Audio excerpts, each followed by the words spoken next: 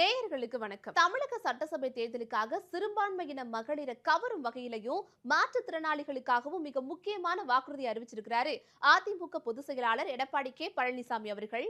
கூட்டுறவு வங்கிகள்ல மாற்றுத்திறனாளிகள் வாங்கின கடன் தள்ளுபடி செய்யப்படும்னு அறிவிப்பு வெளியாகி இருக்குங்க. சட்டசபை தேர்தலுக்கு இன்னும் 2 மாசம் தான் இருக்கு. அதிமுக வலிமையான கூட்டணி அமைச்சு தேர்தலை சந்திக்க போறாங்க. அதோட மக்களை கவரக்கூடிய அளவிற்கு ஏற்கனவே முதற்கட்டமா 5 வாக்குறுதிகளை அறிவிச்சிருந்தாங்க. இன்னைக்கு மாவட்ட செயலாளர்கள் நிர்வாகிகள் உடனான ஆலோசனை கூட்டத்துக்கு பின்னாடி 2ஆம் கட்ட 5 வாக்குறுதிகளை கொடுத்திருக்கிறாரு. அதுல முக்கியமானதா சிறுபான்மையினர் மற்றும் மாற்றுத்திறனாளிகளுக்கான திட்டங்கள் இருக்கு. இஸ்லாமிய, கிறிஸ்தவ மற்றும் ஏனைய சிறுபான்மை வகுப்பை சேர்ந்த மகளிர் சுய தொழில் தொடங்குவதற்காக வட்டி இல்லா கடன் வழங்கப்படும்னு வாக்குறுதி கொடுத்திருக்கிறாரு. இதன் மூலமா ஏழ்மையான நிலையில் இருக்கிற சிறுபான்மையின மக்களுக்கு தொழில் தொடங்க எளிதா வட்டி இல்லாம வங்கி கடன் கிடைக்கும். இந்த ஒரு அறிவிப்பு சிறுபான்மையின மக்களுக்கு மகிழ்ச்சி தரக்கூடிய அறிவிப்பா பார்க்கப்படுது.